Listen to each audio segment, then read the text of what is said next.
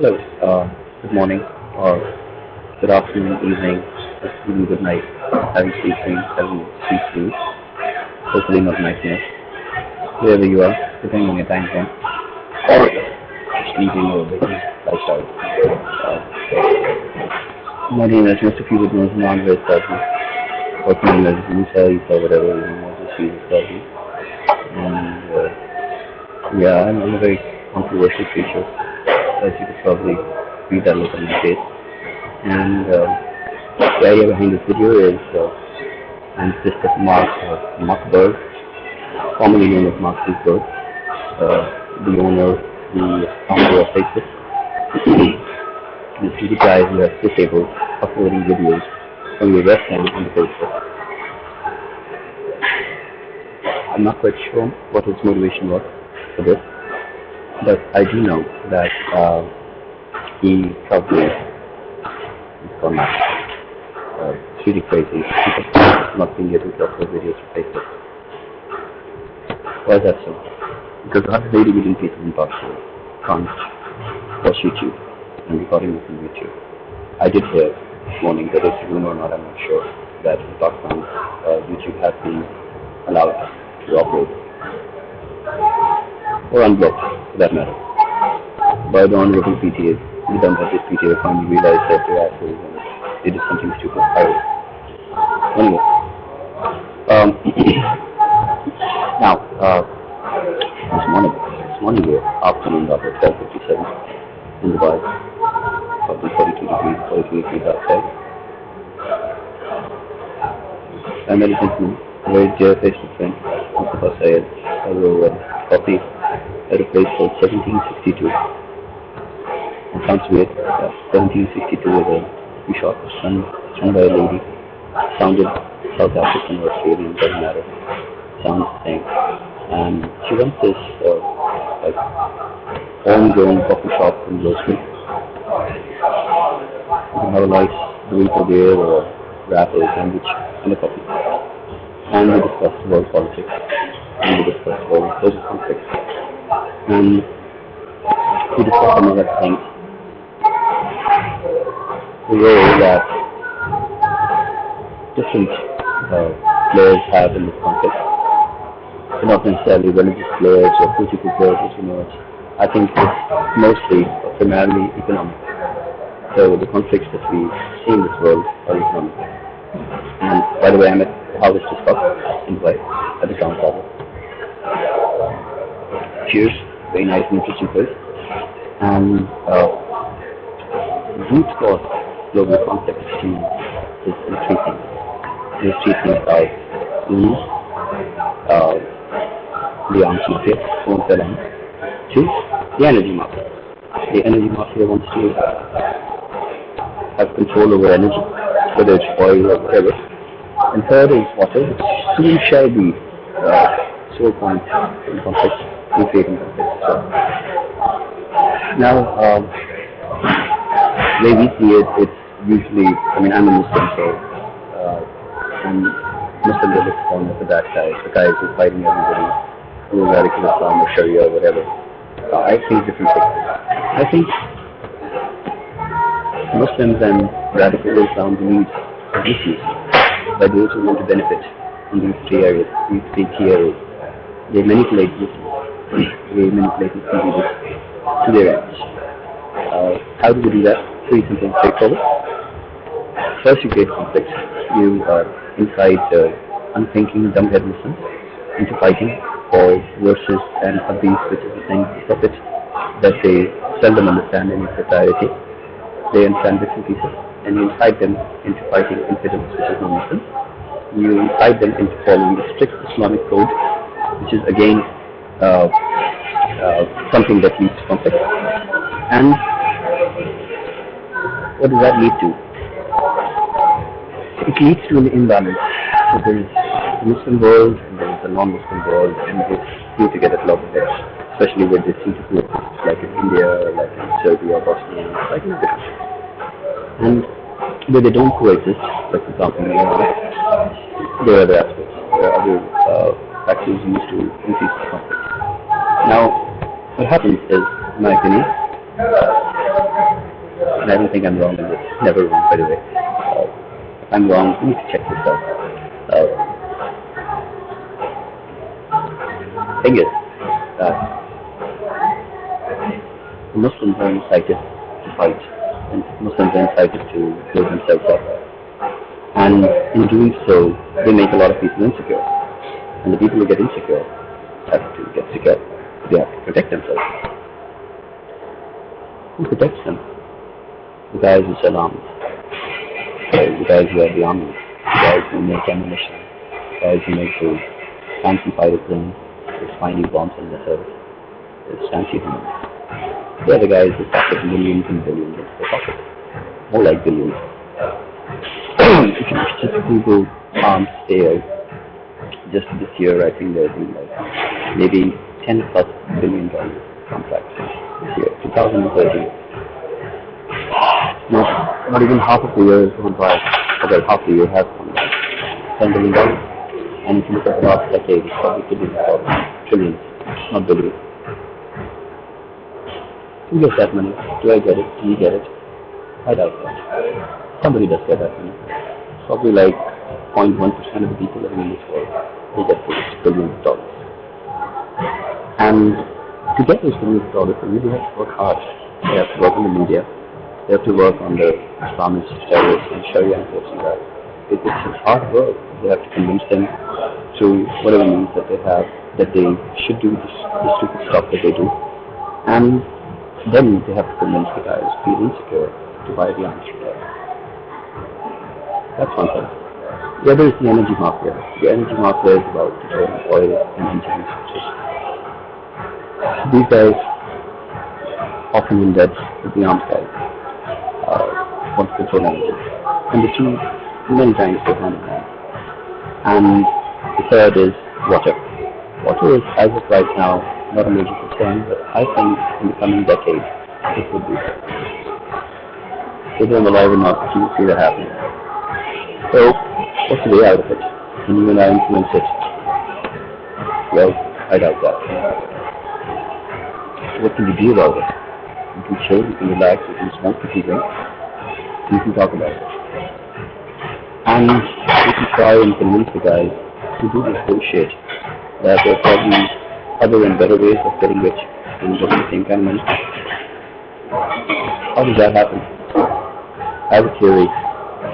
I believe in a borderless world. I believe in a world where, just like Facebook or YouTube, you can see everything and everything and comment and interact with people anywhere without visa or server. You don't need a visa on Facebook to talk to somebody.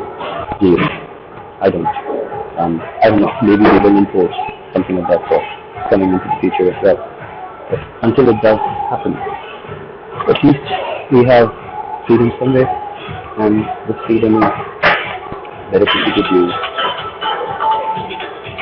And bringing into different channels. Now, what can you do about it? I think the world needs a global police force. The problems that we face are primarily law and order. Whether you're a Muslim or a Christian or Jewish or atheist or Hindu, I don't care. What I do care is that what you need is safety for yourself and for your family. That's one. Okay? Second thing that you need is economic independence or economic prosperity. And it depends on law and order. If your country is at war, for example, if you live in Burma, if you live in Pakistan, if you live in India, and you have all these thugs controlling your life, and you feel insecure, then obviously you worry more about protecting yourself in the future than from surviving and growing. And how will you do that? You do that if you have security. Simple. Right? You provide you that security. The thing is that the people who provide you, who are supposed to provide you with security, are busy making what makes you insecure. The same people have to be convinced. Like, look guys, why don't you set up a global police force, supply arms to all over the world, and the tens of billions of dollars, the trillions of dollars that come out of the arms mafia, you invest in that area. You rather not invest, but you get the investment in that area. And you still get money. Security doesn't come. It's kind of a kind of a forced start from us, on all of us. But at least that forced start will help majority of the people in this world to survive and to live in a compatible lifestyle. How does that happen? I think we need to think of some global human values, because all religions or atheists for that matter do believe that there are certain criteria for existence. Okay? And those certain criteria, I mean, if you exclude radical Islam or radicals in any faith, Judaism, Christianity, or Hinduism, are pretty much the same. People want to live together, people want to laugh, be happy, make money. And people will coexist. Everybody can have their set of beliefs. There's nothing wrong with that. You can believe in Allah, you can believe in Yahweh, you can believe in a God, Jedi belief, you can believe in Jesus, you can believe in a Bhagwan. That doesn't matter. At the end of the day, you're looking for peace, you're looking for happiness, you're looking for salvation. And that's fine, It doesn't have to be at the expense of somebody who believes in a different version. It's like, if you use Windows 8, you don't have to hate somebody who uses Mac OS or Linux for that matter. If you use an iPhone, you don't have to hate the guy who uses a BlackBerry or an Android device or something for that matter. Samsung and Android seem to be synonymous these days. And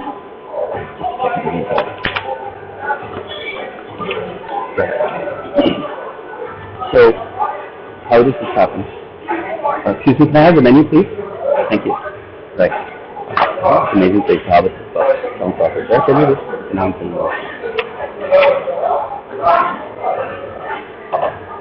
thank you. Now, what message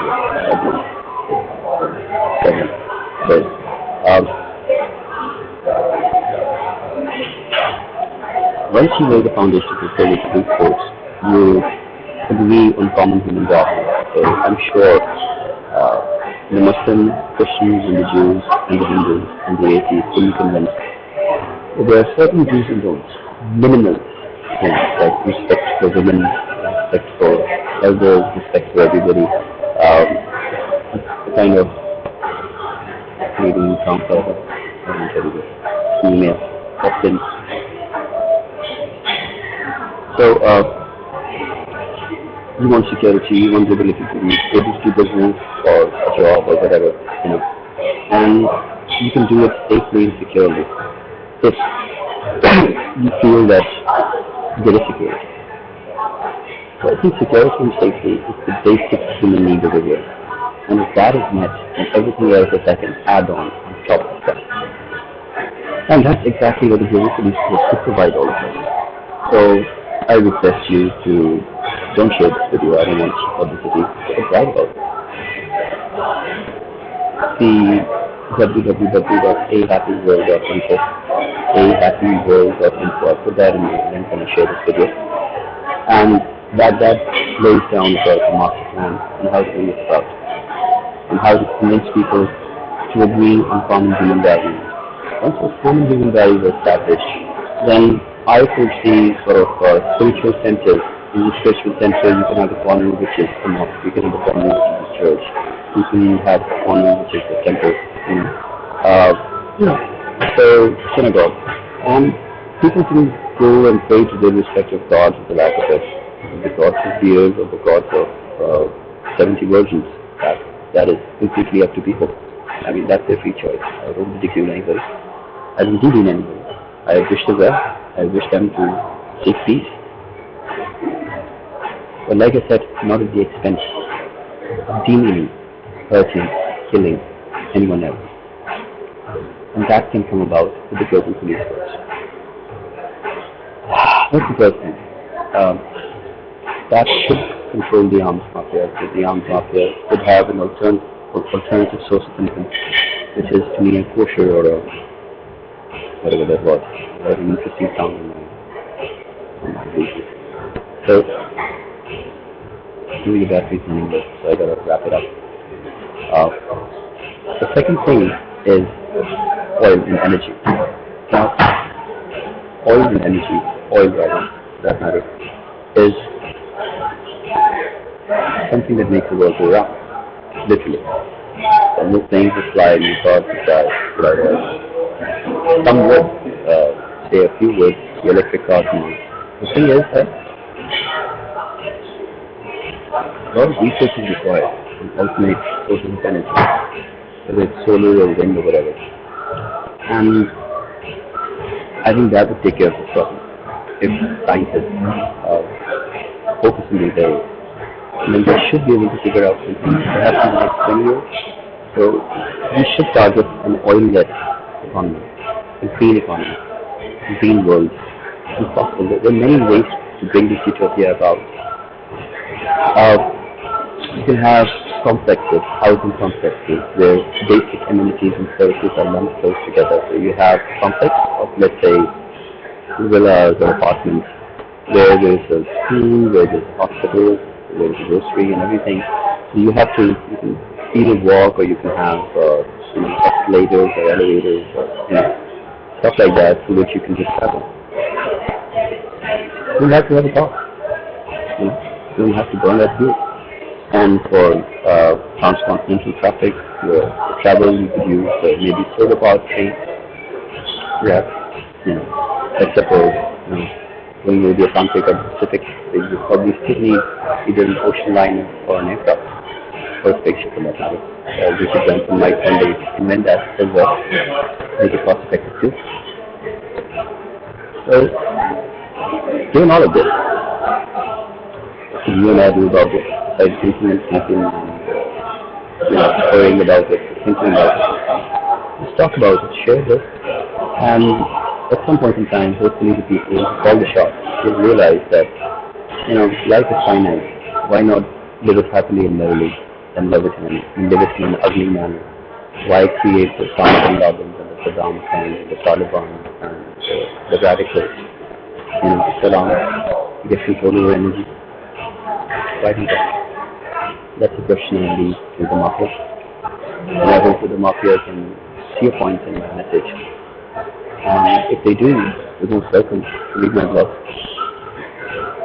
Very strong. Think about it. Come up with ways to fix it. Need something. Need fixing. We all deserve happiness. We all deserve safety. We all deserve prosperity. With that message, adios, my friends.